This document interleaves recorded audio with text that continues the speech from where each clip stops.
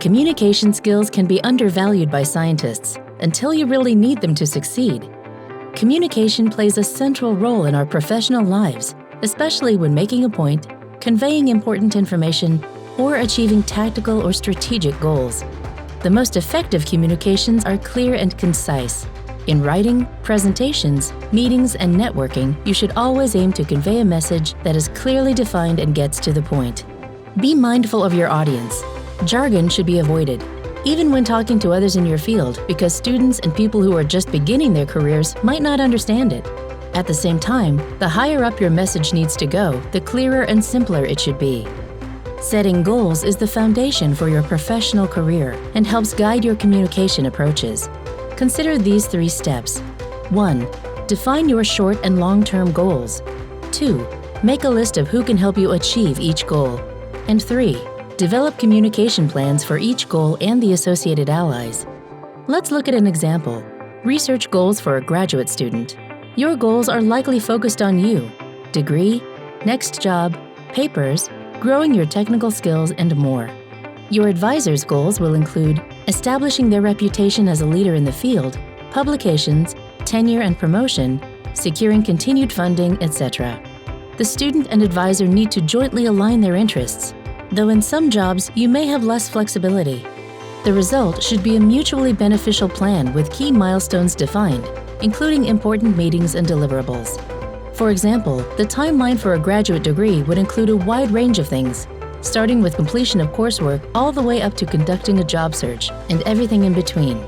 You should discuss drafts of this timeline with your advisor and update it during your regular meetings. As you grow in your career, you want your influence to increase, both in your field and in the wider community. To do this, you'll need to deliver on your defined research goals, communicate progress via seminars, papers, colloquia, and spend time networking. Building up your professional credibility requires building trust with research sponsors and stakeholders. Your focus should be to clearly communicate what you will do, deliver on what you promised when you promised it, admit if you don't know something and seek help early, and if something goes wrong, communicate it without delay.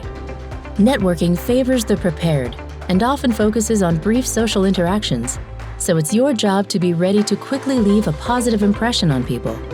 Imagine you walk into an elevator with someone very important in your institution. What do you say to them in 30 seconds that will leave a lasting impression? Your goals for this type of elevator speech should be to give the person one key takeaway that they will remember about you. Show enthusiasm for your work by conveying the context and impact. Don't focus on technical details or specifics. If they are high up, they usually care more about impacts. And make a personal connection. For example, name your mentor or another person you know in common.